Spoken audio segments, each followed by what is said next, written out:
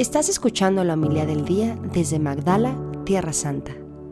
Cuando se acercaba la Pascua de los judíos, Jesús llegó a Jerusalén y encontró en el templo a los vendedores de bueyes, ovejas y palomas, y a los cambistas con sus mesas. Entonces hizo un látigo de cordeles y los echó del templo, con todo y sus ovejas y bueyes. A los cambistas les volcó las mesas y les tiró al suelo las monedas, y a los que vendían palomas les dijo: quiten todo de aquí y no conviertan en un mercado la casa de mi Padre. En ese momento sus discípulos se acordaron de lo que estaba escrito: el celo de tu casa me devora. Después intervinieron los judíos para preguntarle: ¿qué señal nos das de que tienes autoridad para actuar así? Jesús les respondió: destruyan este templo y en 3 días lo reconstruiré. Replicaron los judíos: 46 años se han llevado la construcción del templo, ¿y tú lo vas a levantar en 3 días? Pero él hablaba del templo de su cuerpo.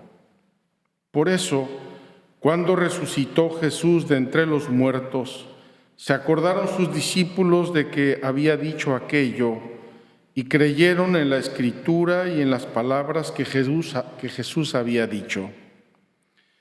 Mientras estuvo en Jerusalén para las fiestas de Pascua, muchos creyeron en él al ver los prodigios que hacía. Pero Jesús no se fiaba de ellos, porque los conocía a todos y no necesitaba que nadie descubriera lo que es el hombre, porque él sabía lo que hay en el hombre. Palabra del Señor. Gloria a ti, Señor. Queridos hermanos, tengo que confesarles que me siento deslumbrado por la liturgia de hoy en el contexto de nuestra peregrinación cuaresmal, recorriendo Tierra Santa de la mano de Dios, peregrinación de la oración. Me siento literalmente deslumbrado. Vamos a ver si me quito el deslumbramiento de los ojos y logro expresarles la belleza y la riqueza de la liturgia de hoy para nuestra vida, para nuestro día a día. En primer lugar, parecería que la liturgia de hoy trata 4 temas desconectados uno con otro. En primer lugar, habla de cómo Dios entregó la ley a Moisés y nos habla de los 10 mandamientos. Después nos dice el Salmo que Dios tiene palabras de vida eterna. La segunda lectura de la carta de San Pablo a los Corintios nos habla de la sabiduría de Dios en Cristo muerto y resucitado, es decir, el misterio pascual de Cristo. Y finalmente el Evangelio de hoy nos habla de la expulsión de los mercaderes del templo. Ese pasaje un poco desconcertante para nosotros porque vemos a Jesús, que es todo bondad y todo mansedumbre. Vemos a Jesús que es misericordioso, bondadoso, humilde de corazón. Lo vemos airado, enojado, lo vemos expulsando a los mercaderes del templo con una serie de detalles que nos deberían poner la piel de gallina. No sé si pusieron atención a los detalles. Las mesas de los cambistas las derribó, soltó a los animales y con un cordel, con un látigo que hizo, él lo hizo, lo trenzó, con ese cordel le zumbó a todos los mercaderes para echarlos fuera del templo. Dice San Juan que los apóstoles en ese momento recordaron algo de la Escritura. En ese momento, mientras estaban viendo esta escena, pensando a lo mejor que el maestro se había vuelto loco o no sé lo que habrán pensado ellos, se recordaron de lo que estaba escrito. El celo de tu casa me devora. Me devora el celo de tu casa. Normalmente nosotros hablamos de que el fuego devora algo. Analógicamente, el fuego está devorando algo. Pues el celo de la casa de Dios devora el corazón de Jesús. ¿Por qué? ¿Por qué vemos esta imagen de un Cristo que nos desconcierta, que hasta nos puede de algún modo escandalizar? Vamos a ver si podemos conectar. Y hoy, por favor, no vean el reloj, guárdenlo, escóndanlo, porque no voy a renunciar a la explicación de lo que me deslumbró esta mañana. Tenemos la presencia de Dios para el hombre. Lo subrayo. La presencia de Dios para el hombre. Cómo Dios quiso hacerse presente, cómo Dios se acerca a nosotros y establece con nosotros la alianza. Por eso, la primera lectura de hoy nos habla de la alianza del Sinaí. Y esa alianza del Sinaí va a tener un lugar y una expresión tangible. La expresión tangible va a ser la tienda del encuentro, donde están el arca de la alianza, que contiene los 10 mandamientos, la vara, el cetro de Aarón y el maná. Fíjense los símbolos, pero sobre todo fíjense en el lugar, la tienda del encuentro. Ya le enseñamos en las 2 peregrinaciones anteriores, así es que pueden buscar ahí, ver la tienda del encuentro, véanla, búsquenla, porque es importantísima para entender el Evangelio y la liturgia de hoy. Entonces, la alianza del Sinaí, el acercamiento de Dios, cuando va a comenzar a formar un pueblo y le va a dar líderes, le va a dar una ley, le va a dar un sacerdocio. Dios comienza a reconstituirse un pueblo de toda esa humanidad dispersa y desbalagada por el pecado. El pueblo de Israel va a caminar 40 años por el desierto y va a llevar el arca en la tienda del encuentro. Tiene la nube durante el día y durante la noche está sobre la tienda del encuentro. Ahí está Dios. Ahí va Moisés a hablar con Dios, de ahí saca Moisés la sabiduría, la fuerza para guiar al pueblo de Israel. Cuando el pueblo entra en la tierra prometida y empiezan las batallas y la conquista de la tierra prometida, en este caso por Josué y luego por los jueces hasta llegar al rey David, el arca de la alianza va a ir en esa tienda de un modo un poco accidentado. Lo vimos hace unas semanas, justo antes de Cuaresma, estuvimos siguiendo los avatares del arca de la alianza. Hasta que Dios le dice a David que cómo es posible que David viva en un palacio de cedro y él, Dios, viva en una tienda de pastores. Y entonces David dice, sí, Señor, ya entendí, voy a construirte un templo. Y Dios le dice a David, no vas a ser tú, eres un pecador, no vas a ser tú, va a ser tu hijo, Salomón. Y Salomón construirá el templo de Jerusalén. Para aquellos de ustedes que quieran hacerse un poco la idea de lo que debió ser el templo de Jerusalén, vayan a ver la peregrinación del año pasado. Esos grandes templos egipcios deben ser una idea, una analogía de lo que debió ser el templo de Jerusalén en belleza, en dimensiones, en simbolismos, en todo. Entonces, Dios va a habitar en el templo de Jerusalén.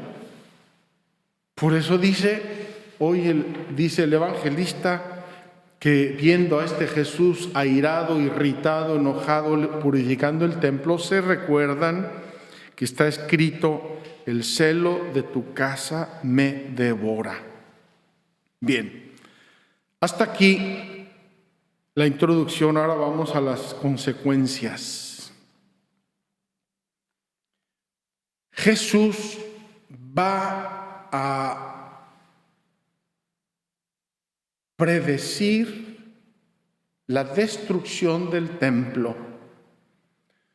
Destruid este templo, que en 3 días yo lo voy a reconstruir.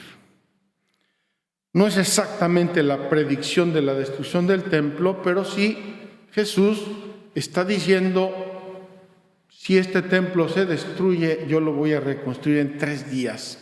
Y los judíos, con sobrada razón, le reclaman: oye, Herodes, con toda su riqueza y todo su poder y todos los arquitectos que trajo de Egipto, ha tardado 46 años en construir este templo, y tú lo vas a reconstruir en 3 días. Y me imagino que se reían entre ellos pensando en esta imagen que Jesús les está diciendo de la destrucción, reconstrucción del templo. Pero dice enseguida el evangelista Juan que hablaba del templo de su cuerpo. Fíjense qué importante. Dios ya no va a estar en un templo construido por manos humanas. Dios ahora va a estar en la persona de Cristo. Por eso nos dice San Pablo que en Cristo residen todos los tesoros de la divinidad. En Cristo está Dios. Cuando a Jesús le piden sus apóstoles: muéstranos al Padre y nos basta, Jesús responde: pero todavía no me conocen. ¿No se han enterado de que el Padre está en mí y yo estoy en el Padre? Es decir, yo soy Dios, la presencia de Dios soy yo.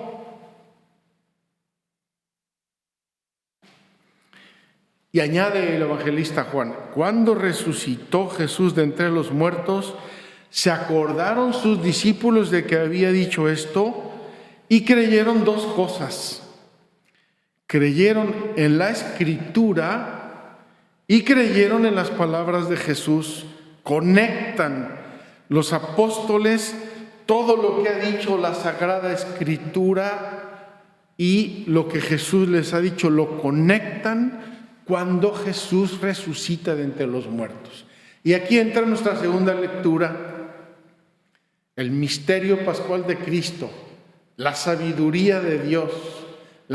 Cristo muerto y resucitado es lo que nosotros predicamos, dice Pablo. Cristo crucificado, que es escándalo para los judíos y locura para los paganos, porque la locura de Dios es más sabia que la sabiduría de los hombres, y la debilidad de Dios es más fuerte que la fuerza de los hombres. El misterio de Cristo.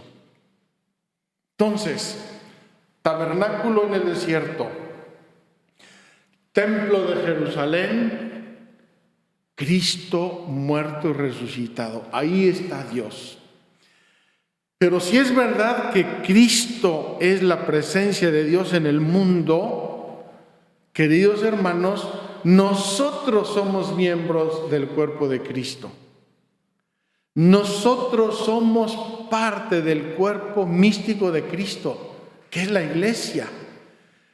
Por eso San Pablo va a tener una expresión tremendamente audaz y verdadera. ¿No sabéis que sois vosotros templo de Dios? ¿No sabéis que el Espíritu Santo habita en vosotros? Queridos hermanos, qué regalo de Dios. Por eso dirá Jesús enseñándonos a orar, y aquí aterrizamos en nuestra peregrinación de la oración: entra dentro de ti en lo secreto. Ahí está Dios que ve en lo secreto. Y Dios que ve y oye en lo secreto te va a escuchar, va a hablar contigo. No tengo que ir a ningún lugar para hablar con Dios. Tengo que entrar dentro de mí mismo para hablar con Dios y encontrar a Dios en mi alma, en mi corazón, en mi vida, en mi ser. Y aquí, queridos hermanos, viene una frase muy desconcertante, pero ya apuntamos un poco por qué la dice aquí Jesús. Después de expulsar a los vendedores del templo, después de decir que destruyan el templo y que Él lo va a reconstruir en 3 días, después de que los apóstoles entienden que hablaba del templo de su cuerpo y recuerdan eso después de la resurrección, etcétera, va a decir el evangelista la siguiente expresión que parece no tener sentido aquí. Por lo menos yo me aprendí este evangelio de memoria y nunca le encontré el sentido hasta el día de hoy. Mientras estuvo en Jerusalén para las fiestas de Pascua, muchos creyeron en Él al ver los prodigios que hacía. Pero Jesús no se fiaba de ellos, porque los conocía a todos y no necesitaba que nadie le descubriera lo que es el hombre, porque Él sabía lo que hay en el hombre. Queridos hermanos, ¿qué está diciendo el evangelista? El evangelista nos está diciendo que este Jesús que tiene delante el templo de Jerusalén convertido en una cueva de ladrones y tiene delante la multitud que dice creer en Él, Jesús sabe que están igual esta multitud que el templo. Están rotos por dentro, están vacíos por dentro, son templos de la presencia del maligno desde el pecado original. Y entonces cuando dice Jesús, destruid este templo y en 3 días lo reconstruiré, como un reflejo está hablando de nosotros. Nosotros somos el templo de Dios. Si nosotros somos una cueva de ladrones, un lugar de mercadeo, de intereses mezquinos, materiales, inframundanos, Cristo dice, a ti te voy a reconstruir en 3 días. ¿En cuáles 3 días? En su pasión, muerte y resurrección. Queridos hermanos, es la imagen, el templo de Jerusalén es una imagen de lo que somos nosotros.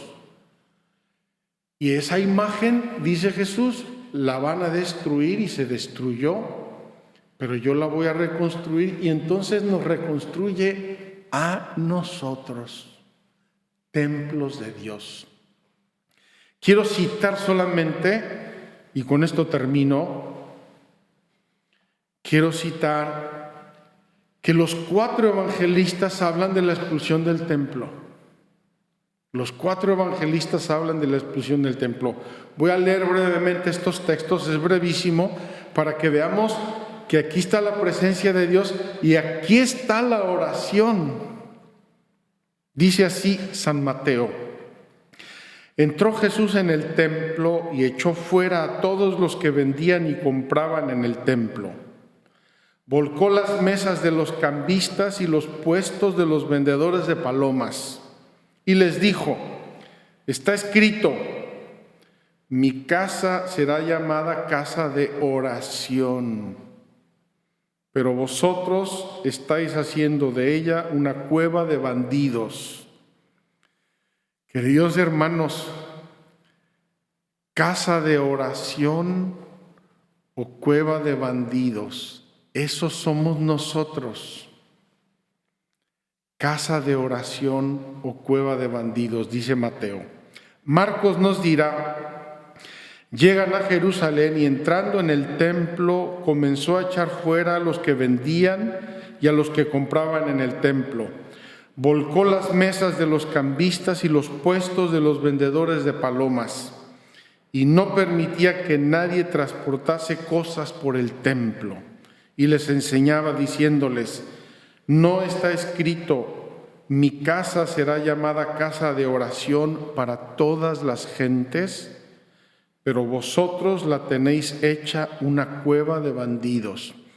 San Marcos añade un detallito: mi casa será llamada casa de oración para todas las gentes. Ya no solo para los judíos. Aquí está ya anunciando la Sagrada Escritura que va a haber un cambio entre el templo de Jerusalén, centro del judaísmo, se va a convertir en casa de oración para todas las gentes. Y sigue diciendo casa de oración.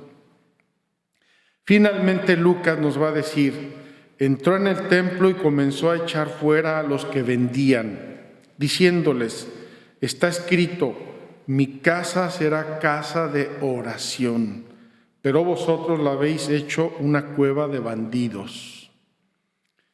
Queridos hermanos, nuestra alma tiene el riesgo de convertirse en una cueva de bandidos, mientras debería ser casa de oración. ¿Cuánto tenemos que colaborar con Jesús? Él quiere limpiar y purificar el templo, ese templo que soy yo. Él quiere hacer de mí un templo nuevo, santo. El celo por la casa de Dios devora a Jesús y esa casa de Dios soy yo. Colaboremos con Jesús. Apoyemos la acción de Jesús en nuestros corazones, porque si la apoyamos, nuestra alma será ese diálogo de oración, esa intimidad con Dios, ese lugar de encuentro maravilloso donde yo puedo vivir con Dios y Dios puede vivir conmigo. Ojalá que así sea. Vamos a abrirle a Dios nuestro corazón, a pedirle que lo purifique. Y retomando la liturgia de ayer y el mensaje de ayer, acerquémonos al santo sacramento de la reconciliación. Si mi corazón está sucio, si hay mercaderes y bandidos y ladrones, echémoslos fuera a través del sacramento de la reconciliación, para que empecemos a ser casa de oración. Presencia de Dios, armonía, paz, gozo. Así sea. Muchas gracias por escucharnos. Si quieres conocer más acerca de Magdala, síguenos en YouTube y Facebook.